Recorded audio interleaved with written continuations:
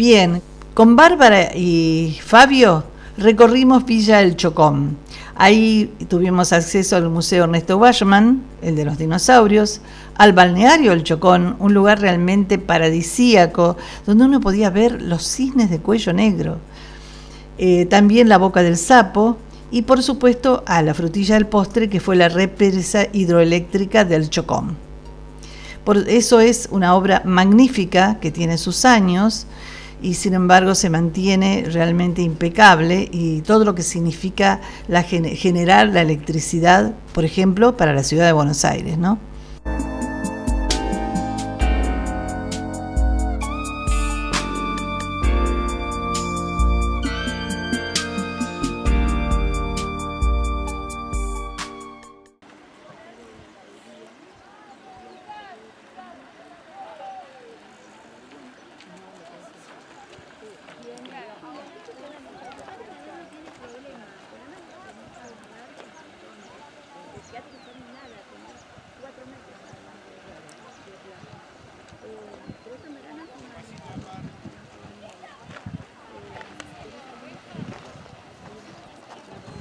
Contame, Bárbara, ¿qué vista tenemos acá, por favor? Este lago que no es natural. No, es el lago artificial, es el lago Ezequiel Ramos Mejía, que es el embalse de la represa Chocón, represa El Chocón. Tiene una extensión de 830 kilómetros cuadrados y se convirtió en el lago más grande de Argentina. Está bien, es un lago artificial, no natural, pero es el más grande de Argentina. Acá lo que estamos viendo es lo que en el verano se usa como balneario.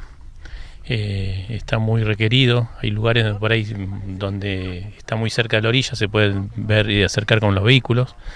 Hay lugares donde están las lanchas, hay botes o kayak que alquilan en el verano. Y es un lugar muy buscado desde muy temprano y se llena como si fuera un balneario en Mar del Plata.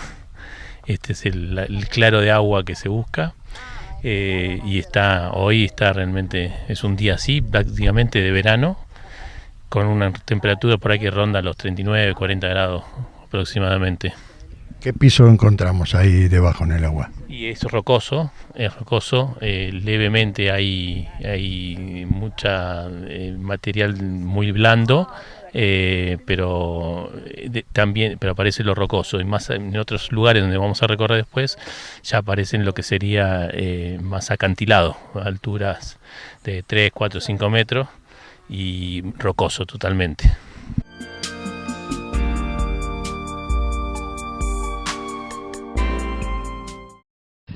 Bárbara, ¿dónde estamos? Ahora estamos en un mirador hermoso. Ahora estamos en el mirador de la Vista al Lago.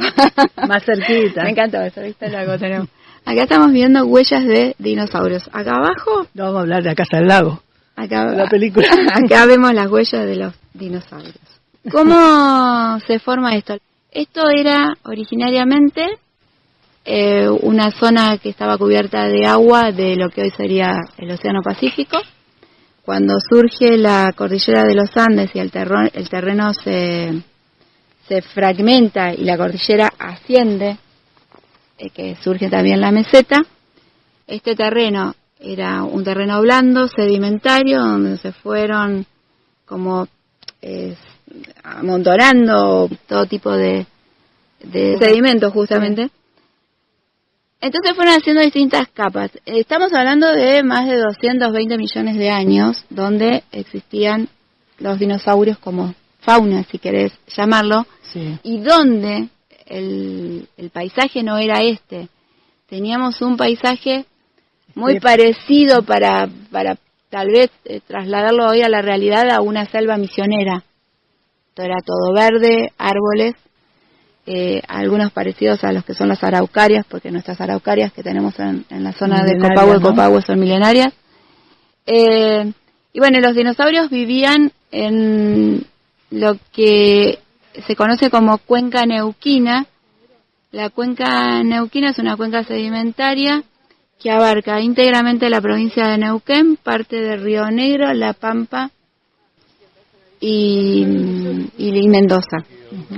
Los dinosaurios vivieron acá durante aproximadamente de los 220 hasta los 66 millones de años, que fueron cuando desaparecieron. Sí, la recesión. Ahora, estas huellas fueron encontradas recientemente, Bárbara. Claro, estas huellas, ¿qué pasa? Cuando, con todos los movimientos de suelo que tuvieron por la construcción de la represa, porque lo importante es tener en claro que esto antes no era el lago, era antes del año 69 que empieza la construcción de represa. Acá teníamos el río Limay, perdón. Esto era un río, no un lago. Entonces, con todo el movimiento de suelos que hubo por represa para la construcción del lago, hubo mucho movimiento de suelo y fueron aflorando las huellas. Restos, apareció un paisaje totalmente nuevo y bueno, está estudiado científicamente que esta zona era propicia para que se encontraran restos paleontológicos, o sea, hacer una zona importante en cuanto a la paleontología. ¿Qué pasa? ¿Cómo se forma esto? Porque hoy vos decís que ¿cómo vemos esto nosotros? Claro, a raíz de ese terreno sedimentario, de estos millones de años que pasaron, los dinosaurios caminaban y dejaron las huellas, ¿no? Dejaban huellas. Claro. Sobre esas huellas que ellos dejaban se fue depositando sedimentos. Sedimentos que hicieron como una capa protectora. Por eso, con el movimiento de todo esto que yo te cuento del suelo, esas huellas afloraron en las condiciones que están hoy, que son, si vos las ves, hay unas que están muy notorias, ¿no? Ahora vamos a seguir todo un camino. Hay una que se nota mucho la parte de la pata. La característica de los dinosaurios de acá de la cuenca neuquina es que eran terópodos.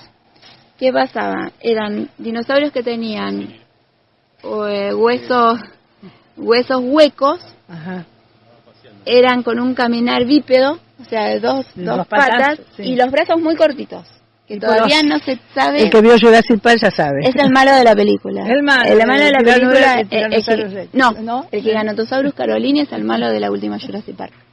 Ese es nuestro, el neuquino de Chocón. Bien. Entonces, ellos tenían los brazos muy cortitos, dientes muy filosos, de aproximadamente unos 10 centímetros. Pero no muy grandes, ¿no? No eran de alturas impresionantes. Sí, bueno, el Carolini es el dinosaurio carnívoro más grande hasta este momento el más grande del mundo. Ellos tenían sus dientes de hasta 10 centímetros aserrados, que eso les permitía morder a la presa, y tenían la característica de los 3 dedos. Sí, se nota ahí. Son 3 dedos.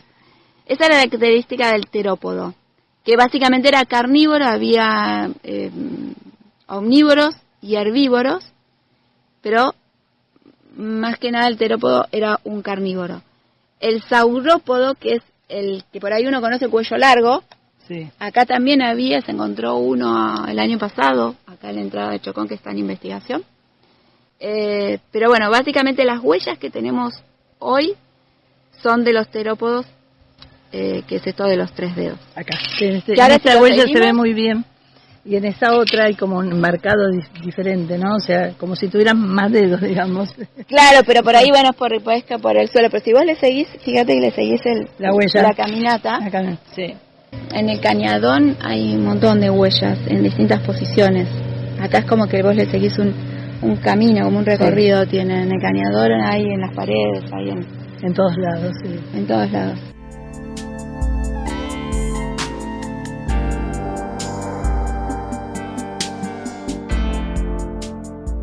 Es el Giganotosaurus carolini, el dinosaurio carnívoro más grande del mundo actualmente. Réplica a escala del dinosaurio y fue descubierto a 18 kilómetros de El Chocón por el señor Rubén Carolini, que era un aficionado a la paleontología, y él lo descubre en una de sus salidas en búsqueda de fósiles. ¿Hay partes originales y partes que tuvieron que componer, que armar? Se encuentra el 80% encontraron del dinosaurio, ahora lo que vemos es réplica. El resto está todo en custodia, está protegido. Pero el 80% encontraron el 80% del esqueleto, digamos, fue el que se encontró. Esta es una réplica, pero está guardado, Sí, digamos. sí, un 80%.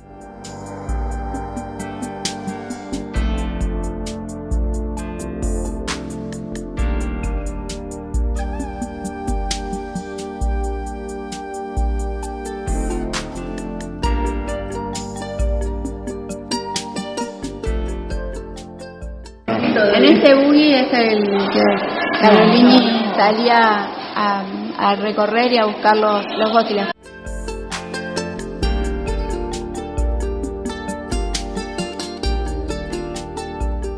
Cuando encuentran el fósil, lo detectan y empiezan a limpiar.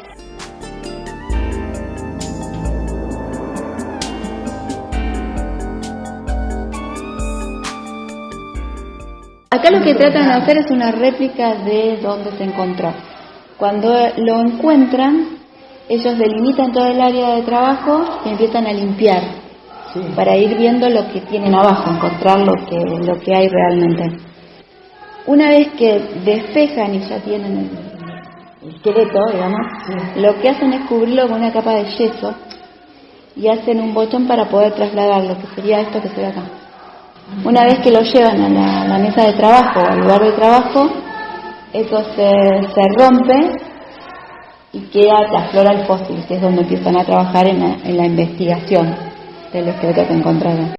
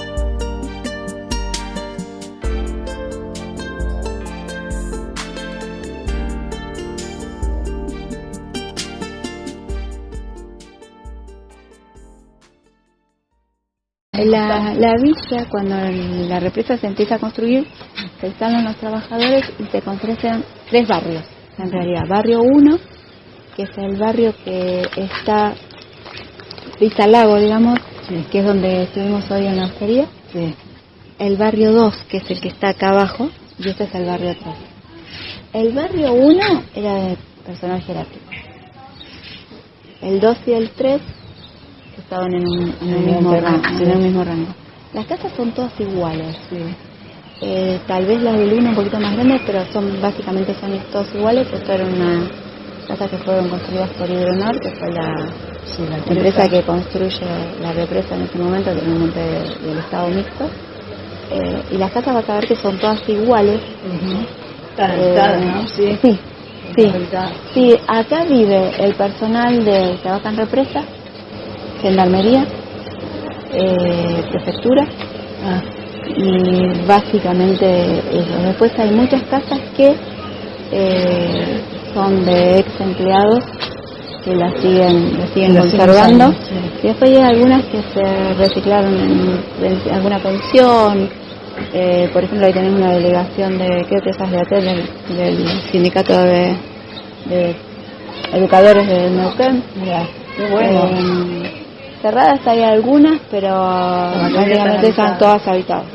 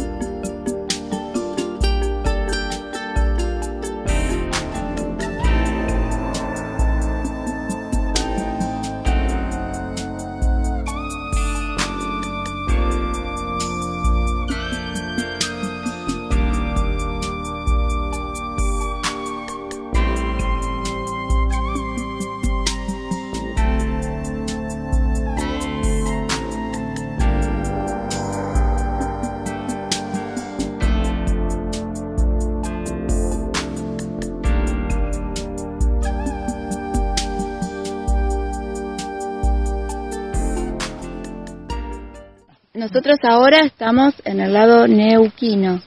La costa de enfrente del lago es provincia de Río Negro. Te quiero pedir una explicación de acuerdo a lo que nos han contado en Mar del Plata, el mar. Esa parte que está más oscura, ¿significa mayor profundidad? Claro. Vos lo que tenés oscuro, igualmente fíjate que es reflejo de las nubes. ¿Ves? Sí, sí. Que te coincide. Claro. Pero sí, el lago tiene una profundidad de 84 metros, que gradualmente llega a unos 20 metros de profundidad. Si vos te fijás acá en la orilla, ves que aproximadamente hasta 1 metro después, desde la orilla, acá en el borde del lago, ves que se ve marrón. Eso es la piedra. Después de eso ya estás en una profundidad de varios metros. Que tenés truchas de todos los tipos de truchas. Tarcoides, sí. Acá es una zona de pesca también. Es más, acá donde estamos, aunque vos no lo puedas creer viniendo de Mar del Plata, esto es un balneario en verano.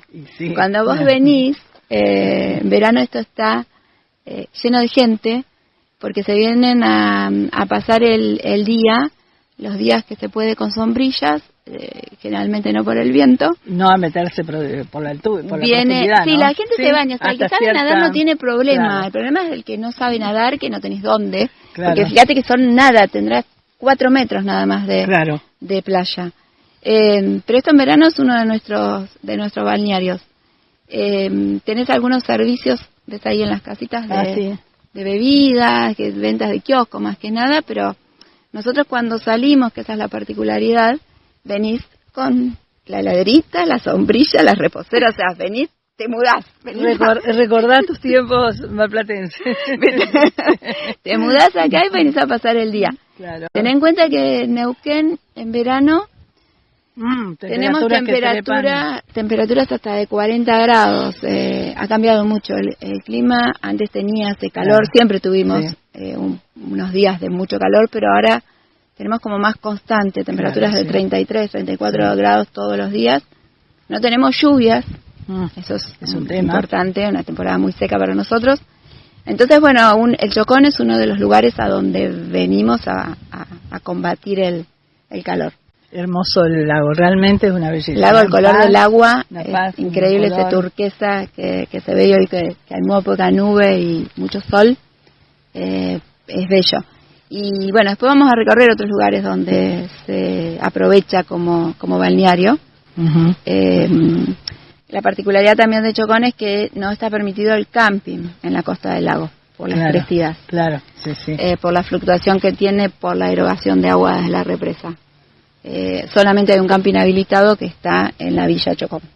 Pero no podés acampar en costa del lago, eso es muy importante que la gente lo sepa. Que lo sepa.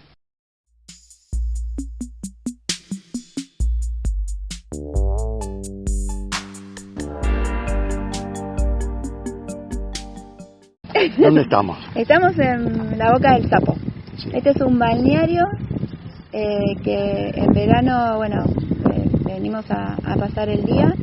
Lo que tenemos enfrente es un centro recreativo, un embarcadero y guardalanchas que funciona todo el año, y donde en verano te pasas el día porque tenés los quinchos con parrilla, bancos y las mesas, lo alquilás y podés pasar todo el día. Tenés algo de playa, pero no demasiado, en la costa de ahí del complejo, básicamente porque como es embarcadero de lancha, entonces hay mucha actividad náutica. Tiene una pileta de natación que también se puede aprovechar, y para los chicos también. Después, esta zona de la Bahía del Sapo es netamente un balneario. Muy pocos lugares con playa, algunas puntas de bahías que hay ahí de entradas. Después todo con 2, 3, así. Sí, es para el que sabe nadar. El que no sabe nadar viene a estar ahí en la roca.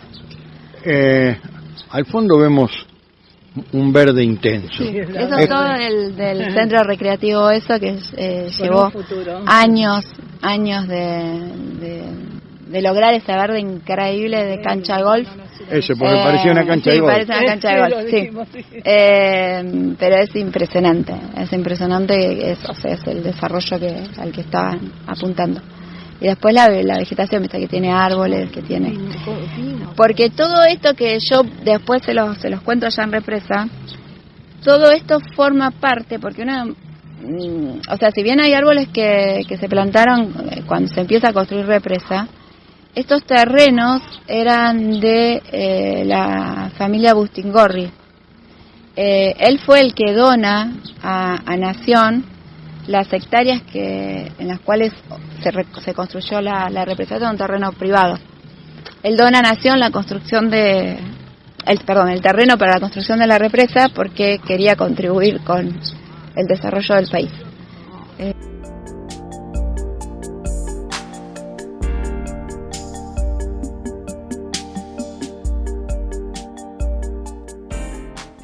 Estamos en la represa El Chocón. La represa se crea o se construye después de muchos años de estudios por 3 motivos. Uno es abastecimiento de producción de energía, control de crecidas del río y para que se utilice la utilización para el riego. Uno de los grandes problemas de aguas abajo del río Limay eran las inundaciones de los pueblos aguas abajo, que eso incluía a Plotier, a Neuquén, a Roca, ya cuando una vez que se forma el río Negro. Entonces se empiezan a hacer estudios para ver cómo se podía hacer para evitar esas crecidas, y así se construye en una primera instancia sobre el río Neuquén el dique Ingeniero Ballester, y a partir del año 1935-38 empiezan a hacerse estudios de aforo en las aguas del río Limay para entender cuándo crecía, hacer un poco de estudio de cómo iba fluctuando el nivel del río. Después de varios años, en el 60 en realidad alrededor del año 60 se había establecido que el lugar ideal para construir una represa era acá, el lugar donde hoy está el Chocón. ¿Qué pasó? El tipo de represa que se había proyectado después del avance, digamos, de la tecnología, se determina que no era la que se necesitaba, entonces se sigue proyectando otro tipo de construcción, y hasta que finalmente en el 69 se empieza a construir Chocón. Lo que estamos viendo acá, a ver, este es el lago que abastece a la represa. Esto que vemos acá son las compuertas del vertedero. El vertedero lo vamos a ver del otro lado.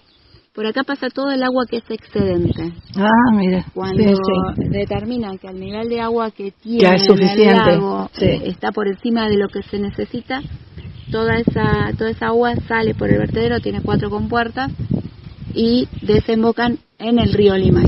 Lo que tenemos a la derecha acá enfrente es el río Limay, que es el que después va a pasar por Neuquén. Estas 4 compuertas van acá al vertedero, que bueno, ya se nos adelantaron. ¿Qué es esta parte? Claro.